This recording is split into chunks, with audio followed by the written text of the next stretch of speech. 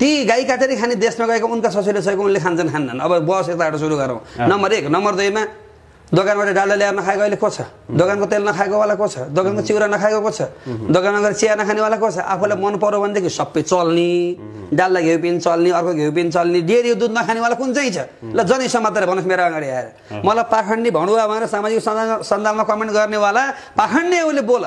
आफूलाई मिठो भयो भने त खाने, दही खाने, दुध खाने, घिउ खाने, तेल खाने, सबै खाने, सबै चल्ने। अनि रगत चाहियो भनेर बाहुनको रगत हो कि कामीको रगत हो कि सार्कीको रगत हो भनेर यी पाखण्डीहरूले हेरेका छन्। मलाई पाखण्डी भन्नेवालाहरू आफै पाखण्डी हुन् कि रगत पिन चलाउने, नसामा रगत राखेपछि कामीको रगत राखी कामी भइयो भइएन। ल लाटो कुरा गरौँ। दमीको रगत राखे दमी भइयो भइएन? तपाईँले भन्नुहोस् ल जनै साक्षी राखेर। साँच्चै भन्ने हो भने उनले छोएको खानुपर्छ, सँगै पूजा गरौँ हाम्रो भाइ भन्दाखेरि आरोप लाउनेवालाले रगत राखेकालाई के भन्छौ? थर फेर अब कसको रगत राखे उपुरो फुगर यस्ता नचाहिने कुरा गरेर हुन्छ। रगत चलेको छ, होटलमा चाहिँ सबै चलेको छ, चिउरा चलेको छ, भुजा चलेको छ, चाउचाउ चलेको छ, चाउमिन चलेको छ, चिया चलेको छ, डेरीको दुध दही घिउ भगवानलाई लिएर नुहाइदिइरहेछ।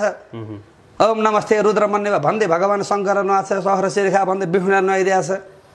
कहिले मानिस छुवाछु जसले हस्पिटलको रगत राख्नेवालाले थर फेर्न पर्छ। यदि जात मान्ने हो भनेदेखि रगत किन राखे?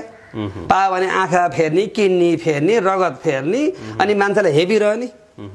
तपाईँको मिडियाबाट यो प्रतिपक्ष जसले मलाई चाहिँ हेला गरेर बोलेका छन् उनले छातीमा हात राखेर सम्झुन्। हाम्रो हिन्दूको कुनै पनि धर्मग्रन्थमा जातीय विभेद लेखेको छैन। हिन्दू धर्मका प्रमाणिक धर्मग्रन्थहरूमा कोही पनि जातीय विभेद छैन, लेखेको छैन। श्रीमद् भागवत महापुराणमा छैन, प्रमाणित धर्मग्रन्थ हो। श्रीमद् भगवत गीतामा छैन, प्रमाणित धर्मग्रन्थ हो हैन। त्यसै गरी ब्रह्मसूत्र छ, हाम्रो हिन्दू धर्मको मेरुदण्ड हो, दार्शनिक आधार हो, त्यसमा जातीय विभेद छैन। सुरुमा जन्मादेश यत भन्छ, सुरुमै भगवानको परिभाषा दिन्छ। वेद छन्, ऋग्वेद, यजुर्वेद, सामवेद, अथर्ववेद कहीँ पनि छैन। हिन्दू धर्ममा जातीय छुवाछुत छ भने रोटी सेक्नेहरू मसित बहस गर्न उठाएर च्यालेन्ज गर्छु। हो अब कोही व्यक्तिले लेख्यो होला स्वकीय ग्रन्थ, जस्तै मैले मेरो तर्फबाट लेखेँ, तपाईँको तर्फबाट लेख्नु, ती हामीलाई खाँचो भएन। जुन छन् नि हाम्रा प्रमाणिक ग्रन्थ जसलाई हाम्रा ऋषिमुनि साधु सन्त सन्यासीहरूले हाम्रो मूल धर्म ग्रन्थ हो भनेर जसलाई स्वीकार गर्नुहुन्छ, ती प्रमाणिक धर्म ग्रन्थमा कहीँ पनि जातीय छुवाछुत छैन।